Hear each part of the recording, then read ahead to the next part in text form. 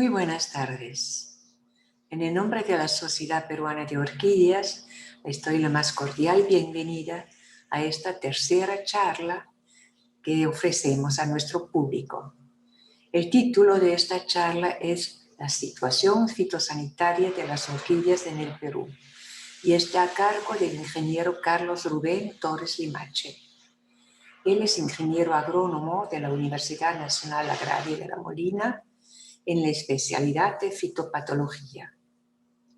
Estudió también el manejo integrado de plagas en el Cairo, de Egipto. Estudió también Forest Pests and Diseases en Florida, Estados Unidos. Y también el análisis de riesgo de plagas en Chile, en Santiago. Y el cultivo y las plagas del cultivo de arándanos en New Jersey, de la Universidad de Florida. Su cargo actual es especialista en fitopatología del Servicio Nacional de Sanidad Agraria, el SENASA. Con ustedes, el ingeniero Carlos Rubén Torres. Bien, para empezar, en primer lugar, agradecerte a ti, Susi, por la invitación a poder manifestarles un poco toda la situación que tenemos en el Perú respecto a las orquídeas. En realidad, como en todos los países del mundo, las orquídeas pues, son unas plantas ornamentales que siempre están siendo permanentemente atacadas por diferentes tipos de organismos, ¿no? Algunos un poco más dañinos, otros un poco, digamos, más manejables y que nosotros podemos, conociéndolos un poco, de repente, controlar sus poblaciones y por lo tanto evitar daños severos, ¿no? Entonces, paso a hacer la primera lámina. Lo que quiero manifestarles en esta lámina es en realidad la interacción que debemos conocer que existe alrededor de una ocurrencia, de una enfermedad o de un brote de algún insecto. Cuando pasa eso, es decir, vemos nuestras orquídeas con un problema de manchas por tal vez un hongo, o vemos problemas de virus, o tal vez vemos problemas de insectos, de pulgones, etcétera, etcétera, es porque en realidad, y a veces aparecen de la noche a la mañana, es porque en realidad los factores que ven ustedes aquí, desde el organismo que nos ataca, en la parte superior, ¿no? La planta, la especie, la variedad, ¿no? El ambiente en el cual lo tenemos, y por supuesto nosotros mismos con el manejo que le damos, es porque allí se ha roto cierto equilibrio, ¿no? Entonces, un momento las tenemos sanas y en otro momento las tenemos mal. O en verano nos pasa esto y en invierno nos pasa lo otro. Y eso es porque justamente hay influencia siempre del medio ambiente en relación a la planta y al patógeno, ¿no? Por decir, los patógenos o los insectos algunas veces son más agresivos que otros. Tienen alta capacidad de poder causarnos daño, como otros no tanto. Y en el caso de las plantas, se dan cuenta que a veces tenemos problemas en algunas plantas o en unas especies y en otras especies no. Entonces, ¿eso es por qué? Porque cada familia o cada grupo de, podemos decir, géneros de orquídeas, por ejemplo, tienen diferente respuesta a el mismo insecto o al mismo patógeno. Entonces, unos son un poco más resistentes, más tolerantes, pero otros no, son muy susceptibles, ¿no? Como se les dice, ¿no? Y ahí entra a tallar el hombre, ¿no? Con el manejo, nosotros con el manejo, ¿no? Entonces nosotros un poco que tenemos que conocer que no es el hecho de que llegue una plaga, unos insectos a nuestro vivero, o a nuestro patio, o a nuestro lugar donde nosotros las cultivamos, y que ya eso signifique que vamos a tener un problema por siempre. Puede ser así, de repente es una de las cosas más comunes que pasan, siempre ya se queda, pero también podemos nosotros manejarlo y prácticamente en algún momento, en el mejor de los casos, erradicarlo, ¿no? Erradicarlo significa ya no tener ni un individuo de esa plaga. Entonces, esa interacción es importante, porque a veces cuando no entendemos esta interacción entre el patógeno o el insecto, el hospedante, que es nuestra orquídea, el ambiente en donde nos tenemos, y el manejo que le damos, si no entendemos esa relación, frecuentemente caemos pues en todo esa, digamos, duda de cómo vamos a tener que manejarla, por qué apareció, si yo le aplico esto funciona, pero le aplico lo otro no funciona, o aquella persona utiliza una herramienta o una estrategia y funciona, y en mi caso no funciona, ¿no? Entonces, eso siempre debemos analizar. ¿Qué es lo que está pasando? Demasiado calor, está demasiado cerrado, no pasa el aire, riego demasiado, riego muy poco, ¿no? Fumigo o no fumigo, aplico algo, algún controlador biológico o no, ¿no? Entonces, o tengo plantas de repente que no están adaptadas al medio donde yo las cultivo, como pasa generalmente, ¿no? Y a muchos de nosotros que compramos a veces orquídeas de otros lugares, de la selva, qué sé yo, y simplemente aquí en Lima no funciona, ¿no? No, se llena de plagas, se muere, se pudren sus raíces. Entonces, son diferentes factores que nosotros debemos de tener en cuenta siempre.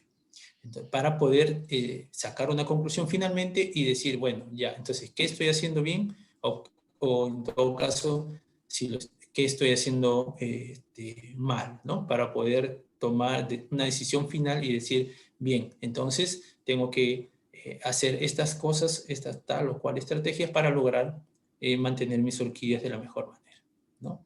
Entonces, una vez que sepamos o sabemos ya en este caso cómo interactúan estos organismos, allí nosotros podemos utilizarlo justamente para darles, digamos, todas las condiciones contrarias a lo que ellos necesitan.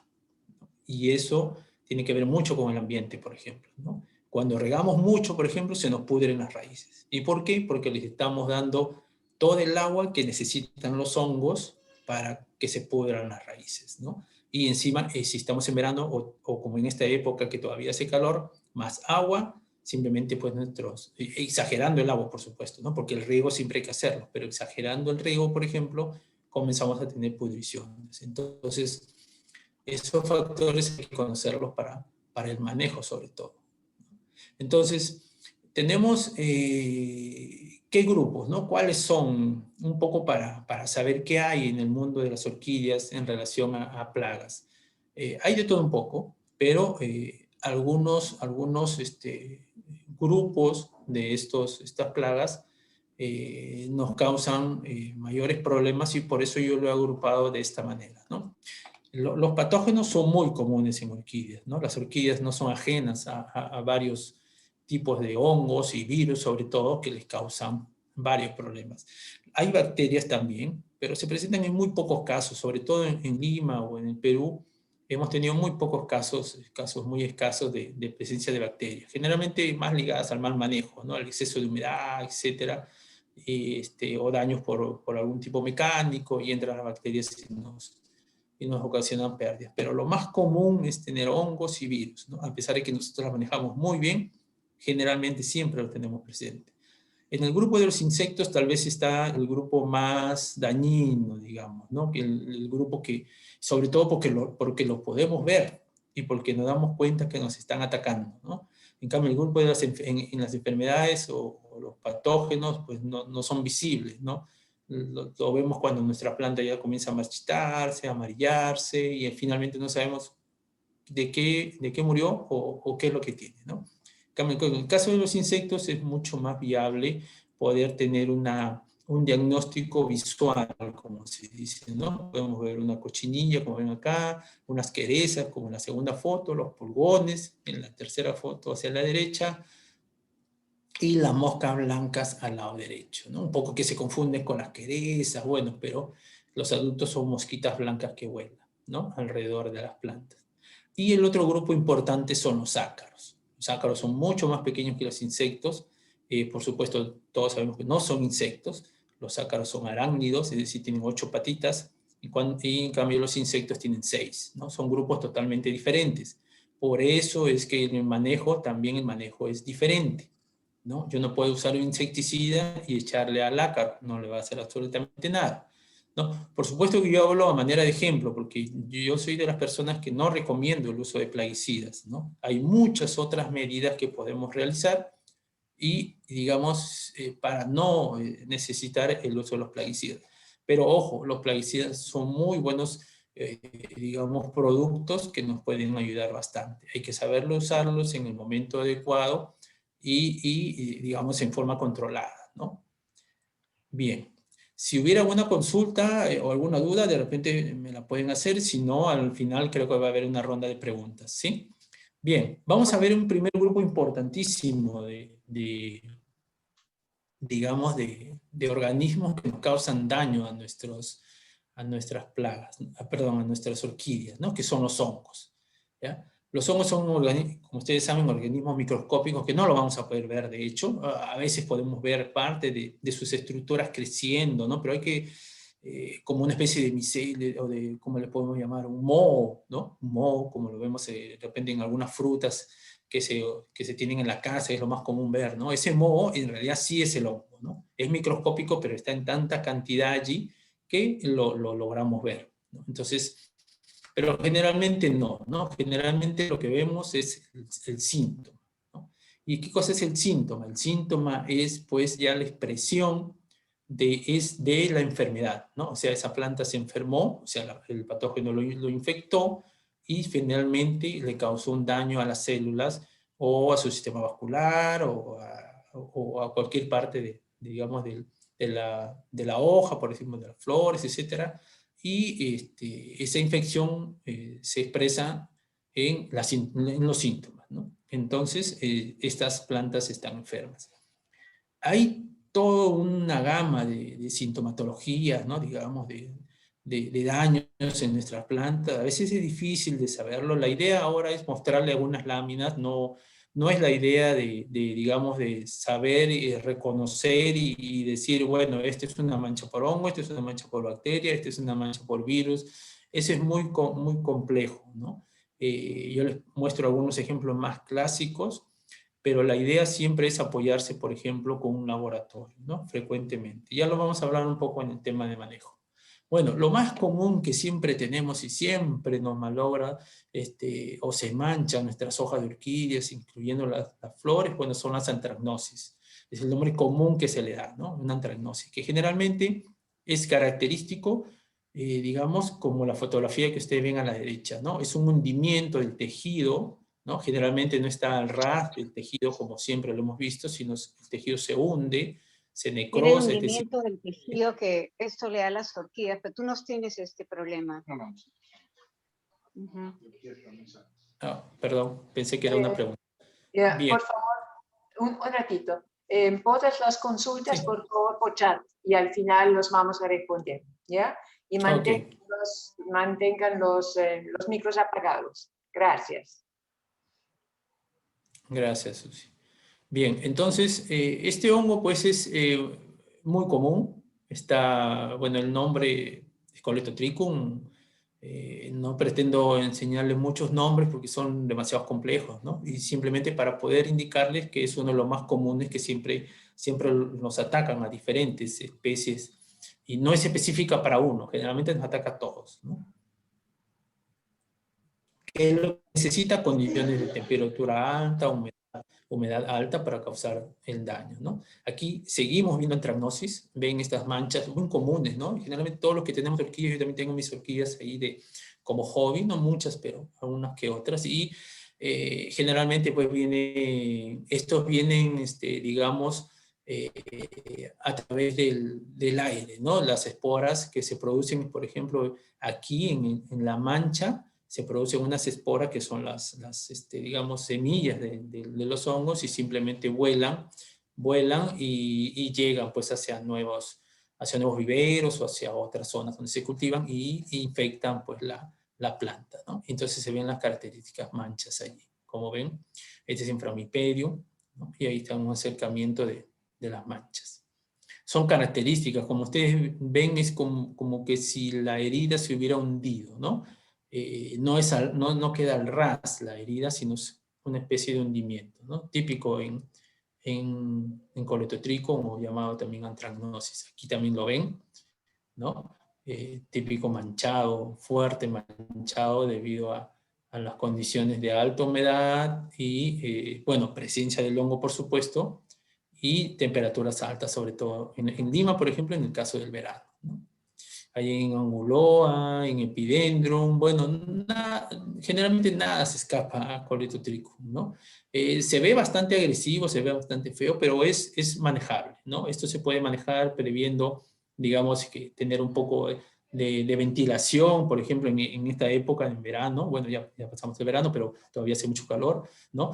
Yo he visto, por ejemplo, algunos viveros que son bien cerrados, con la finalidad, por ejemplo, ¿no?, de evitar que no entren insectos, están muy sellados, muy, muy bonitos, pero eso también, en cierta forma, el hecho de que no corra el aire, no entre por un lado y salga por otro lado, hace que se acumule ahí la alta temperatura del ambiente, más el riego, que también se queda acumulado dentro de un invernadero, por ejemplo, entonces trae como consecuencia de esto, ¿no? Entonces la ventilación siempre es importante. Acá hay más casos ¿no? Ven la cantidad de géneros de orquídeas con los daños que les menciono, ¿no? Pestalotiopsis es otra mancha. Aquí ya es otra mancha característica, como la ven, tiene cierta diferencia. A veces es posible encontrar entre este tipo de hongos que atacan el follaje, etc., cierta diferencia, ¿no? Aquí ven que la mancha tiene otro tipo, ¿no? Tiene un margen negro, ¿no?, un centro medio marrón, no está hundido, ¿no?, como en el caso de la anthragnosis, pero bueno, puede haber ciertas diferencias, pero también es un patógeno menos común, es mucho menos común, pero también causa daño, y lo hemos encontrado relativamente frecuente en algunas muestras que continuamente estamos colectando. Igual, en términos generales, necesita también alta temperatura, humedad, ¿no? Por eso los veranos generalmente son las épocas más difíciles, digamos, no solamente para las orquídeas, sino para las ornamentales en general, por, digamos, justamente el clima, ¿no? Que el clima, sobre todo en Lima, favorece mucho el desarrollo de esto. Por eso en verano hay que controlar también el agua, ¿no? No exagerar, porque si ponemos agua más temperatura alta, simplemente los hongos que siempre están ahí dando vueltas sobre las hojas, en el sustrato, etcétera, comienzan a tener una explosión digamos, de multiplicación, y entonces eso se expresa en las enfermedades de la planta. Hay otra enfermedad muy común también, ¿no?, que generalmente es, digamos, esta es la enfermedad o llamado el tizón o mancha foliar de las flores, tiene diversos nombres, generalmente a veces le llamamos botrytis, ¿no?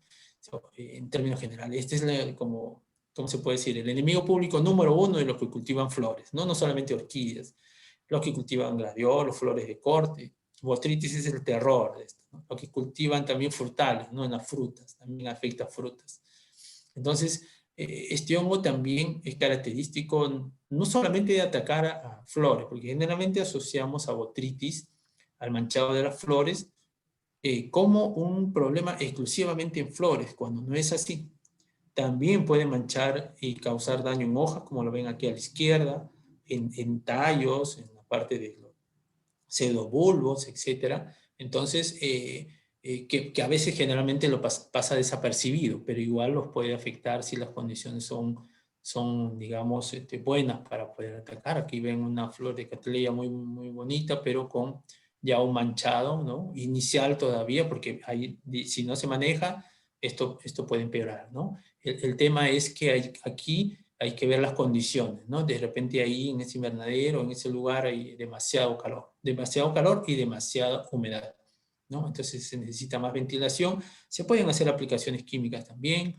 Una vez que está manchado, ojo, también eso hay que tener en cuenta, una vez que tenemos estos daños, ya son irreversibles, ¿no? Es decir, ya no podemos regresar a tener una flor, digamos, normal, ¿no?, sin esas manchas. Ya está manchado, ahí queda, porque ya son células de la flor o de la hoja que ya se mancharon. Ya no hay forma de retroceder. Lo único que sí podemos hacer es matar al patógeno para evitar que continúe haciendo más manchas en las hojas o, en todo caso, en las flores. Acá vemos botrytis también, en Anguloa, por ejemplo, también muy común. Parece una anthragnosis, sí, parece una anthragnosis como lo vimos en antes también. Por eso la idea no es aprendernos mucho o tratar de tener, digamos, una diferencia entre un hongo u otro para poder hacer un manejo o no, sino la idea es ver en conjunto lo que causan los hongos, ¿no? En general, puede ser Botrytis, Beta-Lacteopsis, puede ser Botrytis o Coletotrichum, etc. Y van por el mismo camino, digamos, o la misma sintomatología. Aquí sí ya vemos una característica diferente. Si bien vemos un manchado en nuestras plantas, ¿no? Una necrosis, como lo ven aquí, estos puntos negros, ya dañado el tejido, lo que quiero que ustedes vean aquí son estos puntos de color amarillento, ¿ya? Que si ustedes pasaran el dedo por ahí, ¿no? Si yo pasara mi dedo por ahí, por ejemplo, se mancha de color amarillo, como si fuera un polen, algo así, como a veces uno toca unas ciertas flores y el dedo queda manchado con los, ¿no? minúsculos, digamos, millones de polen en el dedo, ¿no? Este es muy similar. Esta enfermedad, cuyo síntoma es característico, se llaman rollas. Existen en muchos grupos de plantas, no solamente las orquídeas, y la característica que estos hongos, nosotros, bueno, le llamamos con el término esporula. Esporula quiere decir que forman ya las estructuras, una vez que ha infectado la planta y le causa daño por dentro, ya en un momento el hongo tiene que liberar sus estructuras para que vuelen por el viento e infecten más plantas, ¿no? Esas pequeñas células que se llaman esporas son estos, digamos, puntos amarillentos naranjas, característicos en las rollas. Pero ojo, no Se fue cada el punto audio, no escucho. una semilla, sino acá en este punto amarillo hay miles o tal vez millones de esporas, ¿no? Son tan pequeñas que este puntito, que parecería una sola estructura, son acá un grupo de miles o tal vez millones de esporas que vuelan con el viento. Aquí en Lima, normalmente no ocurre la roya, o sea, no se da la roya aquí. Donde lo he visto bastante es en zonas de selva, ¿no? Ahora, y uno dirá, pues no, pero ¿por qué? Y aquí viene justamente el conocimiento que uno pueda tener, por ejemplo, de las condiciones ambientales que necesita cada organismo, ¿no? Yo he tenido a veces casos en que he tenido algunas plantas o he traído o he comprado alguna plantita en selva y la traigo a Lima y en unos meses desaparece la roya, sin hacer absolutamente nada. ¿Qué pasó allí? Como les digo, no es el hecho de tener la planta el hospedante, sí la tengo. No es el hecho de tener el patógeno, sí lo traje con la planta. Y simplemente no se dio el triángulo de la enfermedad como vimos, no se vio en todos los factores, digamos, necesarios para el hongo. Y por lo tanto, el hongo encontró condiciones adversas en Lima y simplemente en unos meses desaparece y muere, ¿no? Generalmente no prospera. He visto algunos casos, pocos, ¿no? Donde hay roya en algunas plantas, pero básicamente más sí, muy común en zonas de selva. Allí sí, por las condiciones de alta humedad, incluso precipitaciones, ¿no? Y temperaturas altas, claro. Ese es el clima que necesita la roya para poder, digamos, causar estos daños. Finalmente, igual, es una mancha foliar, ¿no? Porque esto es el inicio. Después se necrosa el tejido, se forman las manchas, como las pueden ver acá, ¿no? Aquí ven ya estas manchas oscuras de la izquierda señaladas, ya pues son, digamos, heridas de más tiempo, ¿no? De semanas atrás, ¿no? Ya el tejido fue, digamos, dañado y se ve oscuro. Y lo que ven a la derecha son ya las pústulas, nosotros le llamamos pústulas, ¿no? En términos ya un poco de técnico, ¿por qué? Porque es una ruptura del tejido, ¿no? Se rompe el tejido y sale como una especie de volcán, voltando todas estas pequeñas miles de millones de esporas que ven ustedes aquí en la foto de la derecha abajo, ¿no? Una fotografía ampliada. Los otros hongos causan lo mismo, pero no son tan, digamos... No. ¿Sí? Bien, entonces hemos visto un poco lo que nos causa, digamos, los síntomas que podemos apreciar en las hojas, las flores, que son, digamos, más rápidamente visibles y de repente en el común del cultivo lo podemos observar, lo podemos ver. y nos llama la atención y tomamos alguna medida. Pero aquí viene justamente lo que no podemos ver, que son las pudriciones radiculares y marchiteces. Y cuando nos damos cuenta, ya es muy tarde. Simplemente ya no hay forma de tratarlo, ni de hacer nada, porque simplemente no lo vimos. ¿Por qué? Porque el problema estaba debajo del sustrato, ¿no? Metido en el sustrato. ¿Y eso qué cosas son? Las pudriciones radiculares. Se diferencian, también causadas por hongos, pero que se han especializado en vivir en el suelo o en vivir en el sustrato, ¿no? En ese ambiente, no en la parte aérea, sino en el suelo. ¿Son más difíciles de controlar y más importantes en las orquídeas? Sí, porque generalmente nos matan la planta. Pero lo que hemos visto anteriormente, tipo botritis, coletotrichum, Petaloteopsis, todas las rollas, nuestra planta puede tener, mancharse, vuelve a salir otra hoja, se vuelve a manchar, qué sé yo, pero ahí va, ¿no? Digamos en el peor de los casos, claro, siempre hay un manejo, ¿no?, que hay que hacer. Pero digamos, si yo la dejo ahí, difícilmente me mata una planta. Pero las pudriciones radiculares no. Si yo la dejo sin hacer nada, simplemente me va a matar la planta. Y lamentablemente, como les digo, generalmente lo vemos al final ya del ciclo de la enfermedad, cuando ya la planta se amarilla, ¿no? Como la ven acá, esta planta, por ejemplo, es una típica planta en la cual acá, está teniendo ya casi un periodo digamos, está cerca a morir, ¿no? Y generalmente cuando acá nos damos cuenta ya es casi imposible. Tal vez podamos rescatar algo, pero que tal vez en unas semanas más se nos vuelva a infectar y va a morir, ¿no? Saquemos acá, digamos, un corte, un brotecito pequeño y lo resembramos por ahí. Crece un poquito, pero igual vuelve a morir, vuelve a infectarse, a llenarse de patógeno y muere. ¿Y por qué también es importante? ¿Por qué? Porque como está en el sistema radicular, generalmente, como ustedes saben, las orquídeas pues tienen rizomas internamente, con raíces, ¿no? Y están unidas, ¿no? Todas estas entre ellas. Entonces, el patógeno está en todas las plantas de este grupo. Por más que uno saque digamos, una planta pequeña aquí que está saliendo un brote, igual ya seguramente está infectado, por más que esté verdecito, ¿no? Y lo llevamos a otra maceta, lo cultivamos, va a desarrollar un poquito más y en un tiempito otra vez va a estar amarillo. Entonces ahí hay tratamiento que hacer. Esto sí amerita generalmente un tratamiento con fungicida, si la planta es muy valiosa, si uno quiere salvarla y hacer todo el intento. Prácticamente lo único que uno puede hacer es usar fungicida. Aquí ya no vale controlar el riego, bajarle el riego o airear un poco para que no haya tanta humedad. Acá ya no funciona eso.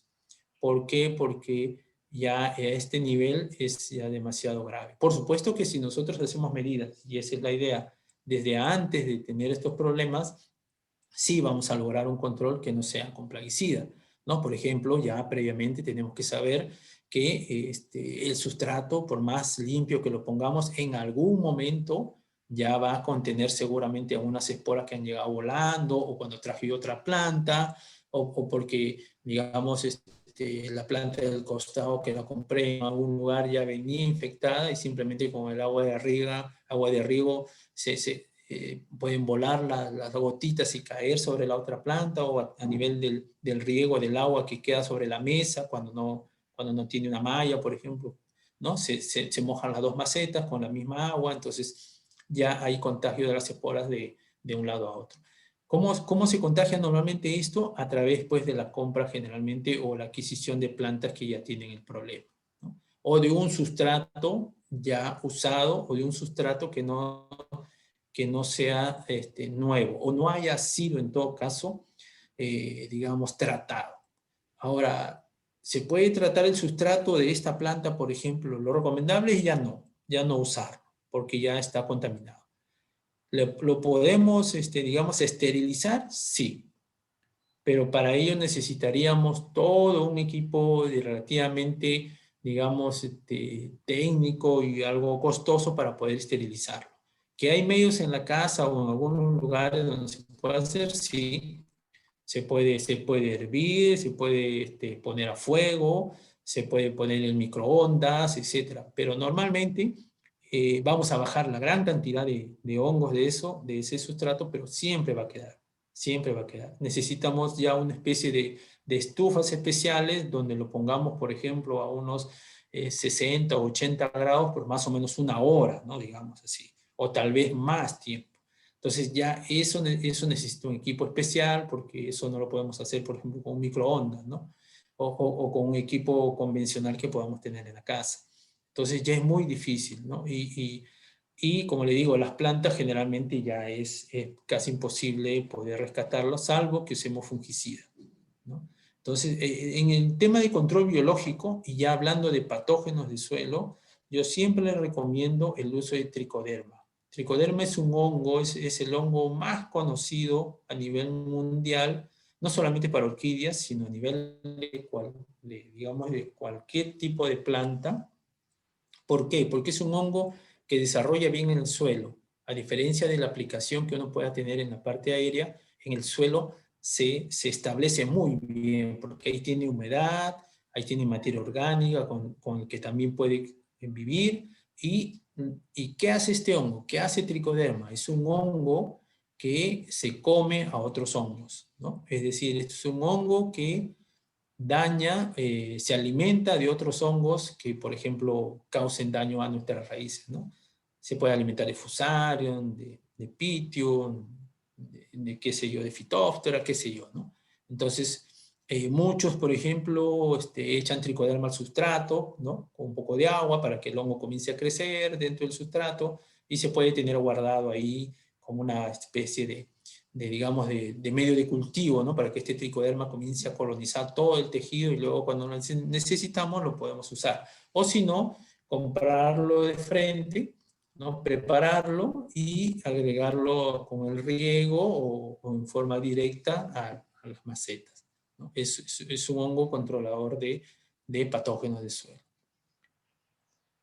Bien, acá les muestro algunos de los hongos. Tampoco vamos a poder haber diferencia entre un Fusario, un Pythium, un Rhizoctonia, etcétera, etcétera, ¿no? Esa no es la idea, sino ver la sintomatología general que nos causan los patógenos del suelo, ¿no? Estas son unas plantas que fueron atacadas por Fusarium, ¿no? Es un Paphiopedilum pequeños que prácticamente ya diríamos que ya no hay forma de salvarlo, ¿no? La de la derecha está muerta, el del medio ya murió, digamos, el tallo principal, bueno, el único tallo que tiene en realidad, el único, digamos, punto de crecimiento, entonces prácticamente estas plantas ya no es posible salvarlas, ¿no?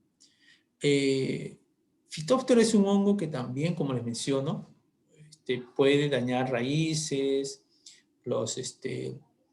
varias partes de la planta cercanas al sustrato, ¿no? Porque generalmente no ataca ya la parte aérea en sí, sino la parte cercana al sustrato, es decir, y las raíces, ¿no? Por supuesto los pseudobulbos, etc. Este hongo sí tiene cierta característica diferente a los patógenos del suelo en general. Este sí causa una podredumbre o una pudrición, pero sí muy oscura, muy oscura. Por eso le dicen la pudrición negra, ¿no? A diferencia de otras que son relativamente marrones, oscuros o algo por allí, este es un poco negro.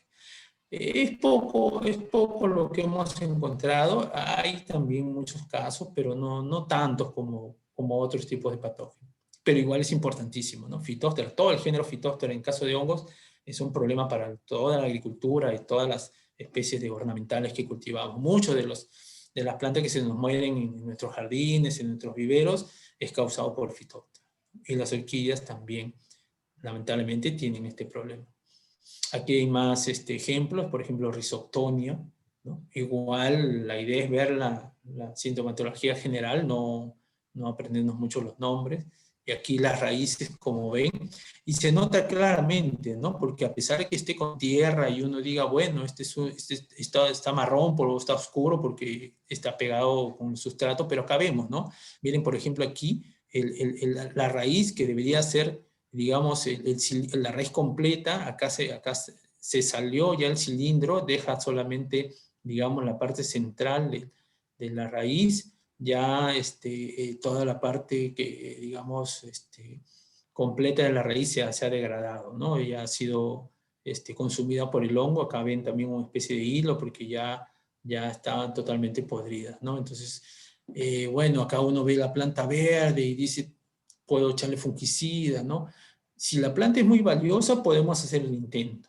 Aquí yo les recomiendo podar la mayor cantidad de estas raíces, dejar prácticamente lo mínimo indispensable y sumergirlas en fungicida, ¿no?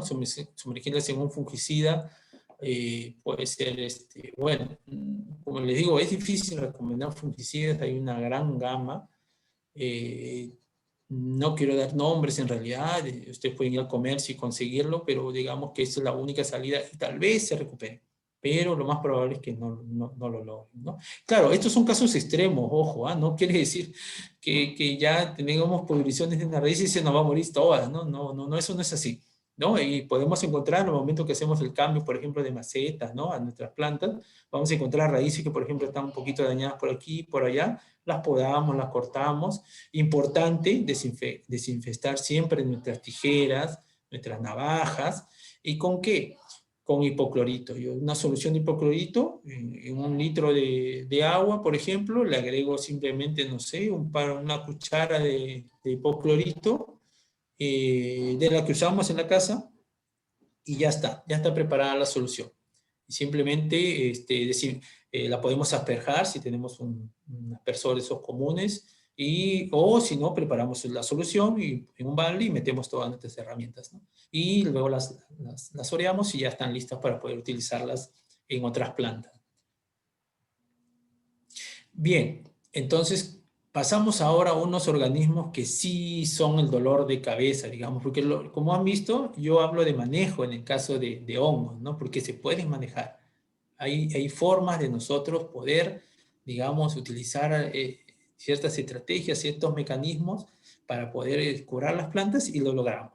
Pero en el caso de virus, ya no hay vuelta para atrás. Como ustedes saben, los virus en cualquier organismo, sean animales, sean plantas o cualquier otro organismo, simplemente una vez que ingresó al virus al organismo, ya no hay forma de curar. Los virus no tienen cura.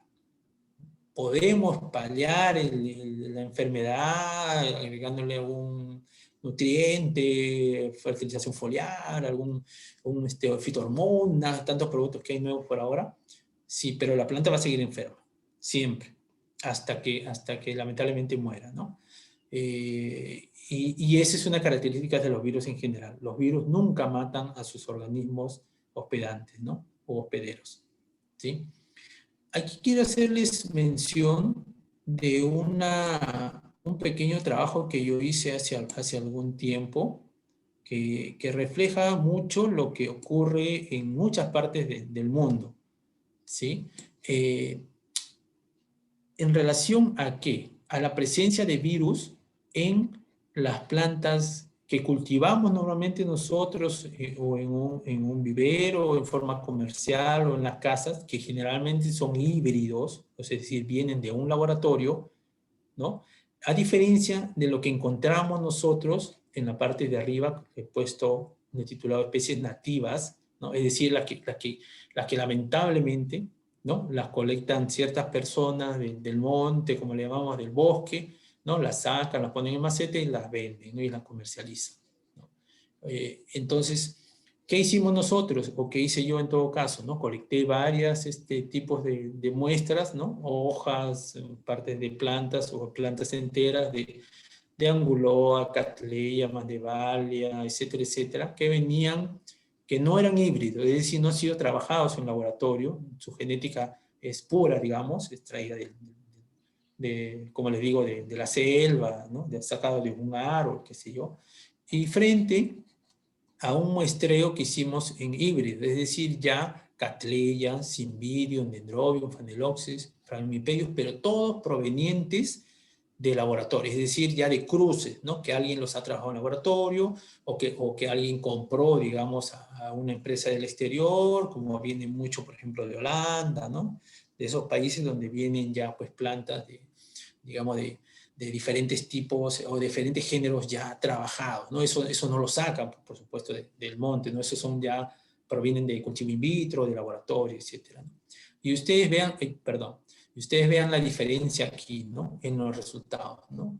En la columna de la derecha son los casos positivos a un virus, a este virus, a Cymbidium mosaic virus, que es el virus más común que encontramos en nuestras orquídeas, en Perú y en el mundo. En todo el mundo, lo más común, Cymbidium mosaic. Y van a ver que aquí no tenemos ningún caso positivo en el caso de las orquídeas que vienen, o que son silvestres, digamos, no nativas, silvestres. Tal vez el término puede ser silvestre más que nativas. Pero en el caso, por ejemplo, de los cibrios que nosotros muestramos, de Cattleya, miren, de 24 muestras de Cattleya, 11 salieron positivas a virus, ¿no? De Cymbidium, de 4 que logramos colectar, 2 de ellos tenían virus. De 2 Dendrobium, 1 tenía virus. De 14 Phalaenopsis, 2 tenían virus. Entonces, de 46 muestras en general de híbridos, 16 tuvieron virus, ¿no? Entonces, algo más de 20 o 30% aproximadamente de la población. Entonces, ¿esto qué nos quiere decir? ¿No? Esta conclusión es la siguiente, ¿no? Lo que significa que nosotros mismos, al criarlas, al cultivarlas, al pasarlas de una persona a otra, o traer y comprar material, ¿no? De este tipo, nosotros mismos somos los que estamos diseminando los virus entre nosotros, ¿no? En cambio, una planta que está aislada, que vivió en el bosque, que bueno, la sacaron de una manera mala hacia un centro de ventas, ¿no? No tiene ese problema. ¿Por qué? Porque eso no existe en la naturaleza, esos virus. Eso han sido ya virus que seguramente muchos años atrás han pasado de otras plantas, o han sido mutados de algún tipo de planta y pasaron a nuestras orquídeas, ¿no? Bien. Entonces, veamos alguna sintomatología de esto, que cómo reconozco yo los virus, ¿no? En realidad, ahí varía, tampoco no es una cuestión muy típica, pero sí tiene cierta diferencia con los hongos, por ejemplo, ¿no? Aquí ven a la foto de la izquierda, ven que la hoja no tiene una coloración verde normal, ¿no? Olvídense de las manchitas marrones, ¿no? O negras que ven aquí. Ven que hay rayas, ¿no? O líneas o puntiaduras de color amarillento o descolorida. Esa es la característica típica de todos los virus. Ahora, ojo, eso no quiere decir que ustedes tienen una plantita ahora y van a decir, ay caramba, mi Cattleya estoy viendo que tiene manchitas medias transparentes, o no transparentes, sino amarillentas, ya tiene virus. No, porque también, por ejemplo, las querezas, cuando nos atacan, ¿no? Y mueren o las limpiamos, la zona donde atacó la quereza, por ejemplo, se queda así media amarillenta en algunos casos, por ejemplo, ¿no? Entonces, a algunas Cattleyas, por ejemplo, se le forman manchitas blancas porque ahí ha estado una quereza alimentándose, ¿no? Pero en términos generales, si ustedes ven que aquí no hay insectos, por ejemplo, nunca ven acá ninguna quereza, está totalmente limpio, es más probable que tenga virus, ¿no? Bueno, esta muestra, por supuesto que tienen virus. Algunos son virus, generalmente los virus no causan necrosis, o sea, necrosis significa que el tejido se vuelva negro, se vuelva marrón, es decir, ya esté muerto, ¿no? Generalmente se vuelven estos patrones que nosotros le llamamos cálicos, le llamamos mosaicos, ¿no? Son los síntomas más comunes de amarillamiento, etcétera, ¿no? Pero este Cymbidium, en casos ya un poco graves, como en la foto de la derecha, puede causar ya necrosis en el tejido. Entonces, aquí sí nos viene la confusión, ¿es hongo o es virus, ¿no? La única forma de saber exactamente qué tenemos es enviarla a un laboratorio. Bien, aquí tenemos una flor que generalmente, si la vemos en un primer así vistazo, decimos, ¿no? Wow, acá tenemos botritis. Esta tiene botritis ni hablar. Acá están las manchas, ¿no? Me dijeron que este es botritis. La botritis es específico para flores, cosa que ya sabemos que no es tanto así. Pero esto no son, digamos, manchas causadas por botritis, sino es Cymbidium mosaic virus, ¿no? Es decir, también se expresa en las flores. En algunos casos, como le digo, necrosis, no siempre, pero como ven acá en los bordes, pero lo que se observa, perdón, en mayor grado es, es en unas manchas que la vamos a ver, una decoloración. Aquí, por ejemplo, en justamente algo parecido a lo que pasa en las hojas, ¿no? Que las hojas comienzan a amarillarse, a tener puntuaciones o líneas, digamos, decoloradas. Es lo mismo en la flor. Y a veces pasa desapercibido. A veces uno piensa que es parte de la coloración normal que tiene. Por ejemplo, acá abajo vemos que hay unas rayas más oscuras de coloración, con rayas blancas o más rosadas. Estos sí son características, digamos, llamémoslo así, la morfología o el color de la flor, ¿no? Pero ya en este patrón que debería tener un lila, digamos, parejo, ya se ven aquí rayas blancas, líneas, que son ya la sintomatología causada por los virus. Ahora, el otro tema es que conforme pasan los años, cada vez la floración se vuelve más sintomática, es decir, cada vez aparecen más síntomas. Tal vez en el primer año con la infección ni lo notemos. El segundo año de floración ya notemos algunas manchas. El tercer año, mucho más manchas. Y así, ¿no? Hasta que en algún momento ya la planta también, ante tanta infección del virus, termina ya siendo colonizada por hongo, ingresa una bacteria, ya no tiene una nutrición adecuada, ya no florea bien, hay un año que no florea, se enferma y muere, ¿no? Pero no por el virus, sino por ya otras condiciones. En este caso, vemos un cuadro muy similar al anterior. Las mismas plantas que muestreamos la vez pasada, ¿no? Agregándole algunas otras plantas, hicimos el mismo experimento, pero para otro virus, el segundo virus importante en orquídeas, que es Odontoglossum ring spot virus, ¿ya? Este virus también está presente en el Perú, está en casi todos los lugares donde cultivamos orquídeas, en mayor o menor grado.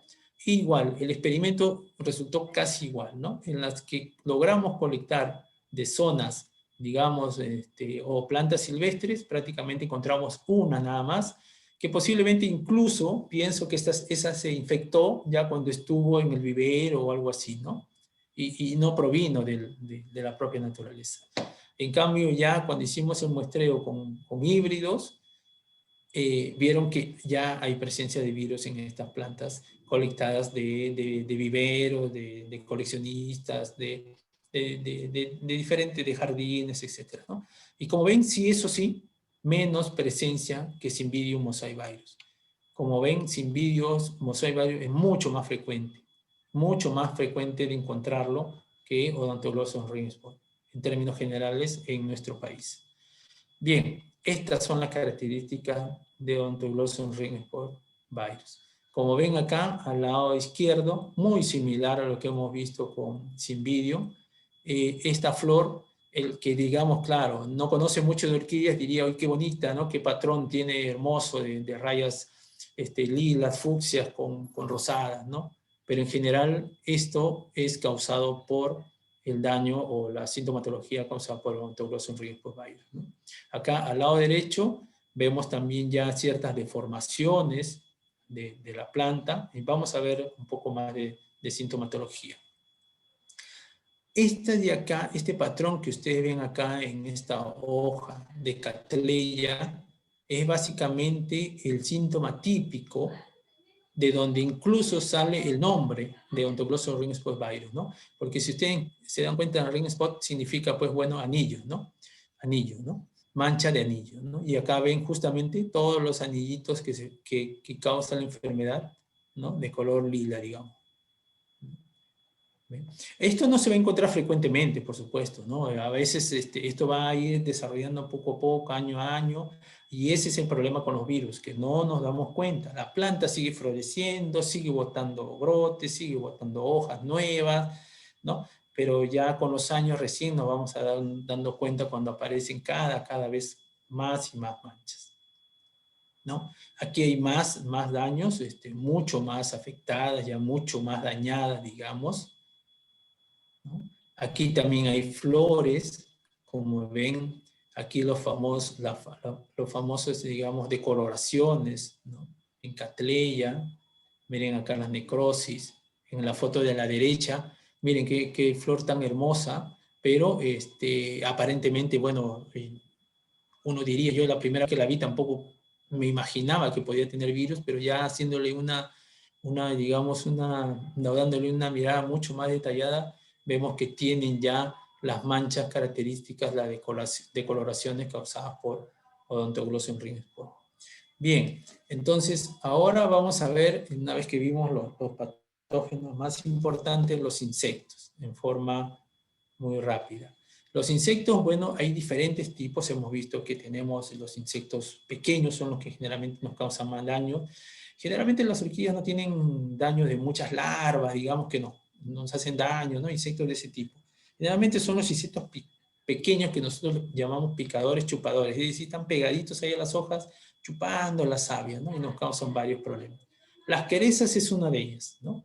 Las querezas, no le voy a mencionar los nombres porque son muy complejas. Esta es una de ellas, ¿no? Parecen pequeñas conchuelas pegaditas a las hojas, aquí en Cymbidium. También hay, dependiendo del género de la quereza, puede cambiar de coloración. Por ejemplo, aquí hay una especie de masa algodonosa, aparentemente, pero si uno las ve bien, son pequeños insectos, ¿no?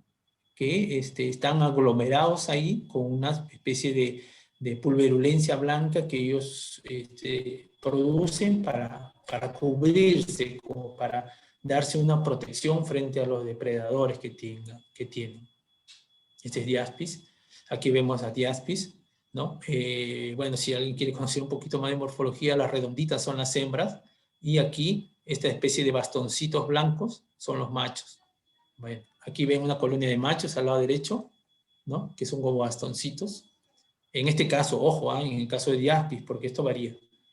Aquí, al parecer, hay una hembra al lado derecho, redonda, que aparentemente debe estar muerta porque no tiene unas características típicas, está deteriorada, ¿no? Y acá, bueno, una mezcla, ¿no? De machos y hembras en Cattleya, por ejemplo, ¿no? Acá hay una hembra grande y presencia de individuos juveniles, ¿no? Y los machos, que son los bastones blancos. Muy común en Lima y en diversos viveros del interior del país, sobre todo en selva también, Diaspis bovduvali, ¿no? Muy común en Perú. Y en otras partes del mundo también, ¿no? Bueno, hay más especies de querezas, todas muy similares, causan lo mismo, están pegadas con especie de conchuelas, y por dentro tienen un estilete que está clavado en la hoja y de la cual absorben la savia permanentemente.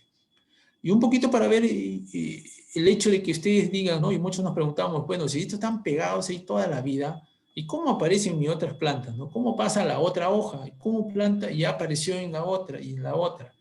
Entonces ellos están pegados y ya permanecen en forma permanentemente pegada a la hoja y ya no se mueven nunca más cuando son adultos. Pero cuando son pequeños, tienen una fase que camina, que tiene sus patitas, caminan como una especie de ácaro y se diseminan de una planta a otra, de una hoja a otra, etcétera, etcétera. Y en un ratito pueden llenar todo el vivero, por ejemplo, ¿no? Aquí vemos un adulto al lado derecho, y esta foto de esta parte de acá, que ustedes ven como puntitos pequeños, son digamos, los inmaduros, los pequeños que le llamamos migrantes. ¿Y por qué? Porque yo saqué la caparazón de la hembra, la saqué con mi mano, y ahí ven los pequeños, ¿no? Que apenas uno los saca, si ya están en edad de movilizarse, se van a mover. Aquí ven una fotografía, acá volteé a la quereza, y acá se ven inclusive sus patitas, porque en realidad es un insecto. Acá hay una patita, acá hay otra patita, no se ve muy bien, pero tiene sus 6 patitas de insecto. Aquí, por aquí está su estilete, que estaba pegado a la planta chupando, y acá ven sus inmaduros. Acá hay uno, acá están sus 2 ojitos, si lo ven, del inmaduro, acá también. Estos sí caminan, ¿no? Y una vez que uno los voltea, ya sienten que han, digamos, dañado el lugar a la hembra que los protege, y comienzan a caminar, ¿no? Son muy pequeñitos. Miren acá, esta es una secuencia, por ejemplo. Miren, la foto de la izquierda arriba, acabo de sacar la conchuela, ¿ya? Están todos los migrantes pequeñitos allá juntos. Pasa unos segundos, le volví a tomar una foto y ya comenzaron a caminar. Ya se comenzaron vamos a diseminar. Al lado derecha, al lado de la foto de la derecha, miren, ya están mucho más lejanos cada uno de otro, ¿no? Y así, como ven, cada vez más lejos, ¿no? Yo, claro, tenía que tener menos acercamiento para ver cada uno de dónde se estaba yendo y se dispersaron simplemente por la hoja. Eso es lo que pasa en forma natural, claro, yo lo aceleré al sacarle la conchuela, pero eso es lo que pasa en la mayoría de las querezas. Bueno, lo que ustedes pueden ver también es que en Lima y en muchos lugares, no solamente aquí en Lima, sino en todos los lugares del Perú, estos querezas tienen siempre parasitismo. Si ven un orificio ahí, pequeñito, quiere decir que esta está muerta. Esta hembra es solamente la coraza que ha quedado, el cuerpo ya ha sido consumido por la larva de una pequeña avispita, que no pasa el adulto de más de 1 milímetro. Puso su huevo aquí, la larva se introdujo, se comió toda la hembra, desarrolló ahí, y una vez que hace su metamorfosis y se convierte en avispita, rompe aquí la caparazón y se va. Y esto está muerto. Eso quiere decir que siempre hay controlador biológico natural. Si aplicamos químico, matamos todo este proceso de control biológico, ¿no? Ahora, los chanchitos blancos, las cochinillas, como se le llaman, son muy parecidas a las querezas, también son picadores, chupadores, pero la diferencia es que estos sí caminan normalmente. Si bien están quietitos en algún lugar, pero siempre caminan, ¿no? Y la característica es que son blancos, ¿no? Y algunos tienen setas, esta que tiene setas largas, es Pseudococcus longispinus, y es una característica especial, pero ahí pueden haber otras también que no tienen setas tan grandes aquí, sino son más redonditos. Son muy difíciles de controlar, aquí ven, se esconden entre los lugares un poco protegidos, ¿no? Detrás de la hoja de Tacatleya, por ejemplo, aquí en la base, en los lados, ¿no? Donde uno no los ve, porque si uno no lo levanta, ni siquiera se da cuenta de que están siendo atacados por cochinillas, perdón. ¿No? Acá también un ataque severo, acá hay una hembra adulta a la derecha, un inmaduro aquí pequeñito al medio y arriba también. Estos sí pueden caminar, ellos sí se trasladan normalmente y están succionando siempre, pueden causar la caída de botones florales, por ejemplo, si es que no los controlamos, ¿no? Aquí, dependiendo de la cantidad de plantas que nosotros tengamos, podemos hacer un lavado, podemos hacer un chorro de agua con una manguera o algo así, claro, dependiendo de alguna forma, de tampoco que no se encharque tanto la maceta, etcétera, pero depende de cómo cultivamos, ¿no? Porque si son muchas, si es un vivero muy grande, eso va a ser una labor muy difícil de hacer, ¿no? Pero si tenemos algo en la casa más pequeño, podemos lavarlas, sacarlos con un cepillo, o aplicarles también agua con jabón, ¿no? Agua con jabón que también sirve para casi todos este tipo de insectos pequeños, para las querezas, cochinillas, etc., ¿no? Acá vemos bien cómo atacó este botón floral. Este botón floral, por ejemplo, que estaba recién formándose, ¿no? Recién, es una yema casi, prácticamente. Si no la controlamos, esto no va a abrir, se va a deteriorar y se va a secar, es lo más probable, ¿no? Después hay otros tipos de organismos como los pulgones. Ahora, este pulgón bueno, sale un poco de la forma normal de los pulgones, más parece una quereza, ¿no? Pero lo puse porque la encontré en una muestra de vainilla o de vanilla, ¿no? Y desarrollando, es un pulgón muy característico, poco común, porque más parece una quereza, está pegado, pero es un pulgón. Los pulgones, como ustedes saben, caminan, ¿no?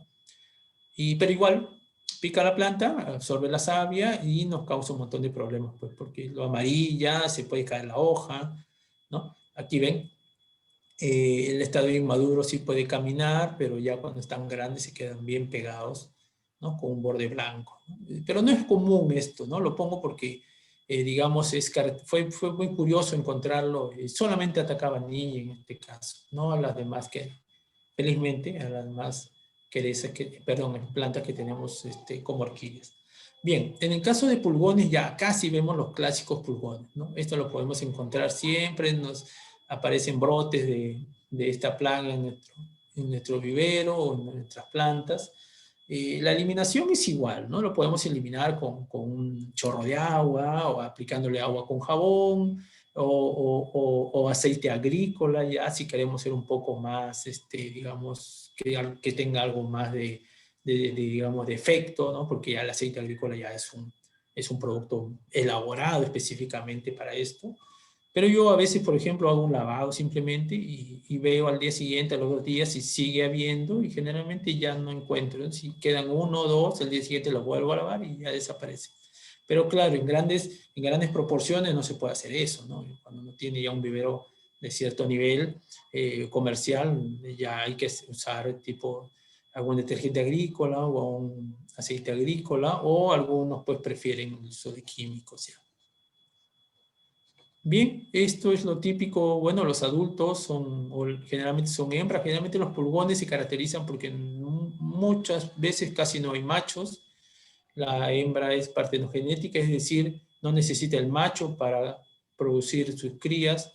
No ponen huevos, generalmente nacen vivos, entre comillas, paren a sus crías, ¿no? Y los pequeños son casi idénticos a los adultos, solo que son, digamos, más pequeños, ¿no? Esas son las ninfas pequeñas. Y desde que nacen ya comienzan a hacer daño a las plantas, ¿no? Picando, picando y picando. Las moscas blancas es otro grupo. En Lima no lo he visto mucho, son pocos casos, no son muy abundantes. Hay mosca blanca, pero más las he visto en selva. En condiciones de selva sí las moscas blancas son bastante problemáticas en orquídeas, ¿no? Ahora, aquí hay una característica que a veces nos hace confundir. Las mosquitas blancas, cuando son adultas, sí son unas mosquitas blancas pequeñitas que vuelan, las típicas mosquitas que digamos que conocemos todos. Pero cuando están inmaduros o inmaduras, son como pequeñas bolitas, podríamos decir así, dependiendo de la especie de mosca, ¿no? Redonditas, alargadas, a veces se llenan ya de fumagina, que es un hongo que crece encima, pero bueno, no hace nada a ellos, pero crece. Entonces uno dice, ¿este es quereza o es mosca blanca, ¿no? Y en realidad, claro, hay que tener un poquito de, digamos, experiencia para saber si es una quereza o una mosca blanca, pero ya rápidamente el que conoce sabe que son las, digamos, los estados inmaduros de la mosca blanca. Igual, chupan, pican y absorben la savia, pueden transmitir virus, pero ojo, los 2 virus que hemos visto de orquídeas, y casi la mayor parte de los virus de orquídeas no son transmitidos por insectos. Es decir, esto no es el medio de transmisión, sino es, me olvidé decirlo, es cosa importante, disculpen, en los casos de los virus es el contacto. Es decir, yo agarro una planta, peor si todavía corto con una tijera una planta que está infectada y con esa misma tijera que está llena de la savia que le corté, la corto o lo toco con la mano, ya infecté la otra planta. De ahí la característica de alta diseminación de los virus entre nuestras digamos, cultivos o, perdón, tal vez viveros o cultivos en general, ¿no? Me olvidé mencionando en el caso de virus. Bien, los ácaros también se presentan, es común los ácaros. Los ácaros están en todo lado, ¿no? Miren aquí, esta planta tiene una característica, y esta es la característica, digamos, el daño típico de un ácaro. Ustedes ven que la planta no está verde, la hoja no está verde, está como plateada porque tiene un gran daño aquí de ácaros. Está como plateada, a veces se pone medio bronceada, depende de la luz, ¿no? La foto cuando le tomé había un poco de luz, por eso salió medio plateado, pero en realidad es medio bronceado, como si le hubiera soleado, una cosa así en el caso de la piel nuestra, ¿no? ¿Y qué es lo que pasa? Lo que pasa es que los ácaros, a diferencia de los insectos anteriores que hemos visto, que pican y chupan la savia, los ácaros raspan. Los ácaros tienen, como ustedes imagínense, como una araña, tienen en su aparato bucal tienen 2 especies de 2 mandíbulas que rascan, que hacen daño. Ellos no chupan, sino ellos lo que agarran es rompen, rascan la epidermis de la planta, y al momento que ya rompen las células y se escapa el contenido celular, ahí lo chupan o lo absorben, ¿no? Entonces, la cantidad de heridas pequeñas que le hacen que, bueno, al tejido hacen que tome esa coloración, ¿no? Son decenas o miles tal vez de heridas que hacen que ya pues sean como pequeñas costras, ¿no? Mini costras que hacen que cambie la coloración. Aquí a la derecha también, miren, pareciera que le ha caído algo allí, pero en realidad ese es el daño de los raspados por los ácaros. Bueno, aquí vimos algunas fotografías de ácaros que hemos tomado en laboratorio, son los típicos, digamos, fotografías de ácaros, no difieren mucho de los ácaros que atacan a otras plantas en nuestros jardines, etc. E incluso si están en nuestras orquídeas, están también en nuestro jardín. Bien, y para terminar, vamos a hablar algo del control biológico porque es algo que creo que es necesario promover, ¿no? Siempre debemos tener en cuenta que el uso de químicos va a restringir el control biológico.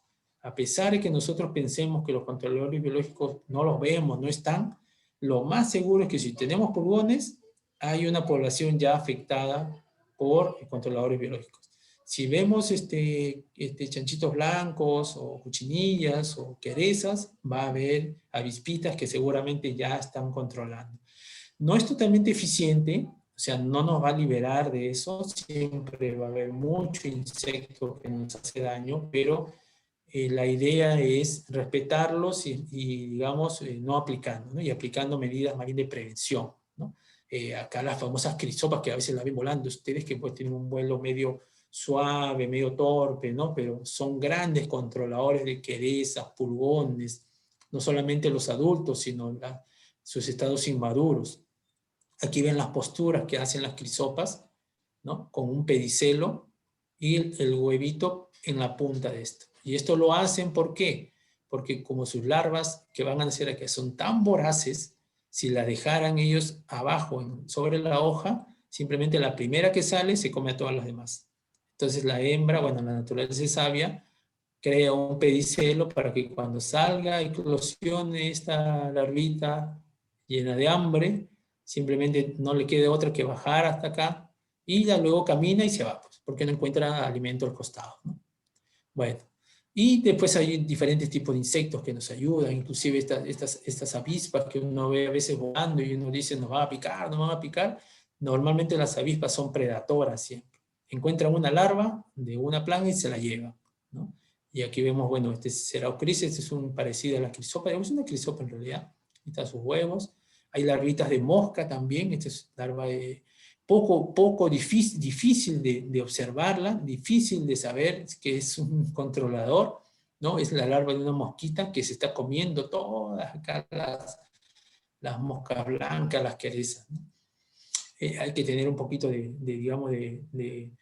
conocimiento, digamos, y de curiosidad de saber si están o no, y a veces en las colonias de pulgones o en las querezas ahí vamos a ver estas larvitas que diferencian, ¿no? De la larva de mosca, de las cochinillas. Esas son larvitas que están controlando a estas plagas. Entonces, dentro del grupo, porque generalmente hay muchas preguntas a veces de qué controlador biológico puedo usar. Lo que les dije, ¿no? El Trichoderma vidiri y Trichoderma harzianum lo venden inclusive en las tiendas, en Plaza Vea, etcétera. También hay para casos pequeños, se vende